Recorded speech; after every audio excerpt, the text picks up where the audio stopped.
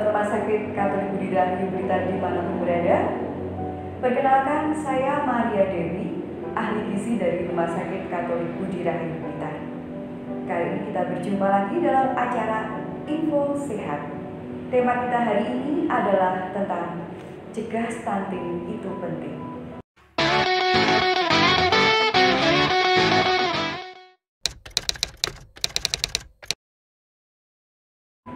Stunting adalah yang biasa kita kenal dengan tubuh pendek, yaitu kondisi gagal tumbuh pada balita akibat kekurangan gizi kronis, terutama pada 1000 hari pertama kehidupan. Anak stunting tinggi badannya di bawah standar atau tidak sesuai dengan usianya. Standar yang dimaksud adalah kurva pertumbuhan yang dibuat oleh WHO. Jadi anak stunting itu cenderung lebih kerdil dibandingkan anak seusianya. Sebagai contoh, seorang anak dikatakan stunting jika tingginya menurut kurva pertumbuhan WHO adalah -2 di bawah garis hijau, yaitu garis yang menggambarkan rata-rata tinggi anak di usia tersebut. Contohnya anak perempuan usia 1 tahun, idealnya memiliki tinggi 74 cm menurut kurva. Jika seorang anak tingginya hanya sekitar 69 cm di usia setahun, maka titik plot usia dan tinggi badannya menyentuh garis merah atau -2 di bawah standar. Artinya anak ini mengalami stunting.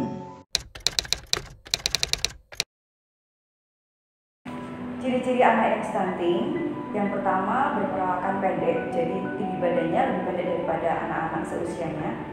Kemudian anak tersebut juga mengalami gangguan dalam pertumbuhan gigi. Kemudian anak yang stunting itu juga terlambat untuk menstruasi, mengalami kesulitan di dalam fokus belajar, dan juga mudah terserang penyakit. Memang ada beberapa anak yang stunting, tapi kecerdasannya baik. Tetapi sesungguhnya, jika anak tersebut tidak mengalami stunting, dia akan lebih cerdas atau kecerdasannya lebih optimal dibandingkan anak tersebut mengalami kondisi stunting. Penyebab dari stunting cukup banyak. Yang pertama, kondisi ibu sebelum hamil itu juga mempengaruhi. Jika ibu sebelum hamil mengalami kekurangan gizi, maka nantinya kalau ibu tersebut hamil, maka akan cenderung anak yang dilahirkan mengalami stunting. Yang kedua, kondisi ibu saat hamil. Kondisi ibu saat hamil yang dimaksudkan adalah ibu tersebut kurang mendapatkan zat gizi yang cukup, sehingga tumbuh kembang janin di dalam kandungan tidak cukup mendapatkan nutrisi, sehingga pada waktu lahir nantinya anak tersebut akan mengalami stunting. Hal yang ketiga adalah pada saat anak tersebut lahir tidak mendapatkan ASI yang mencukupi atau tidak mendapatkan ASI secara eksklusif dari ibunya, itu juga akan menyebabkan stunting. Hal yang lain adalah terjadinya infeksi pada anak atau anak tersebut mengalami sakit sehingga nutrisi yang didapatkan tidak memenuhi kebutuhannya dan itu menyebabkan stunting.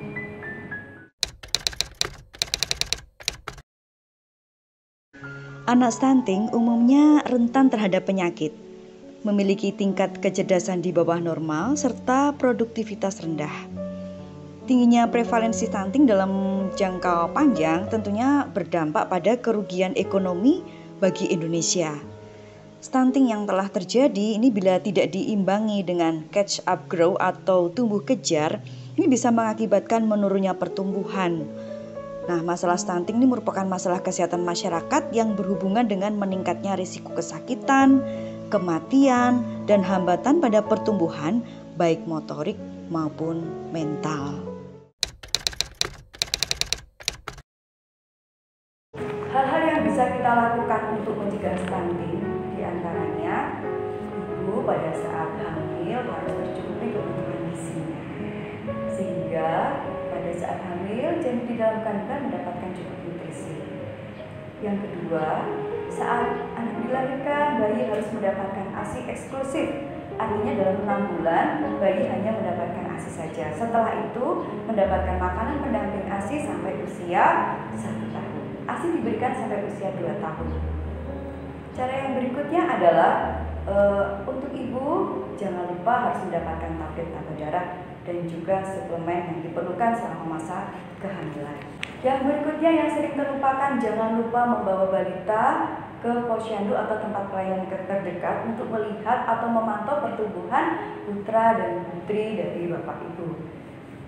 Kemudian, biasanya anak-anak ini rentan sekali terkena cacingan, jadi harus diberikan obat untuk mencegah terjadinya cacingan.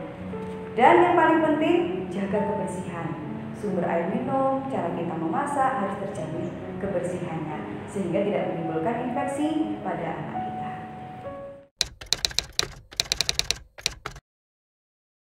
Yang harus dikonsumsi agar anak-anak kita tidak mengalami stunting adalah makanan yang bergizi seimbang.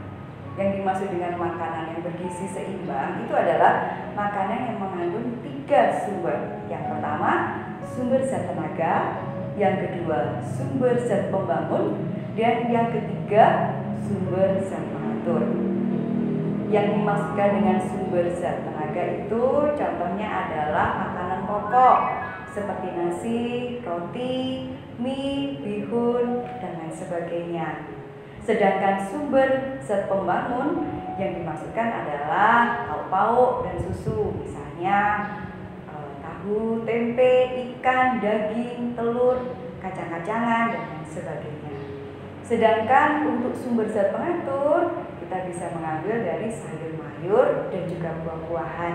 Kita bisa menjumpai banyak sekali sayur mayur di sekitar kita seperti bayam, kangkung, wortel, dan lain sebagainya. Sedangkan untuk buah, kita bisa mengkonsumsi jeruk, pepaya, tomat, anggur, dan lain sebagainya.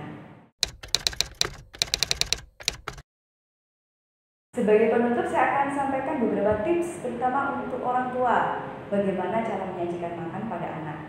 Yang pertama, usahakan untuk makanannya seimbang, bergizi seimbang.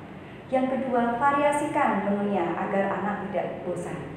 Variasi bisa jadi dari jenis olahannya, misalnya atau dari potongannya, misalnya wortel dibentuk bintang dan sebagainya. Kemudian ingat, jangan paksa anak untuk menghabiskan makanannya atau jangan memaksa anak untuk makan. Berikan makan pada anak dalam kondisi yang menyenangkan. Berikutnya adalah ketika anak sudah lelah bermain, jangan langsung diajak makan ya, tapi beri waktu kurang lebih setengah jam. Setelah itu baru berikan anak makanan yang bergizi. Demikian tadi bahasan kita dalam info sehat Rumah Sakit Katolik Blitar tentang cegah stunting itu penting.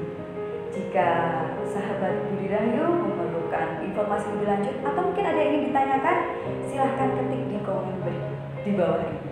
Sampai jumpa di info berikutnya dalam acara Info Sehat Rumah Sakit Katolik Budi Rahayu Blitar. Salam sehat, dadah!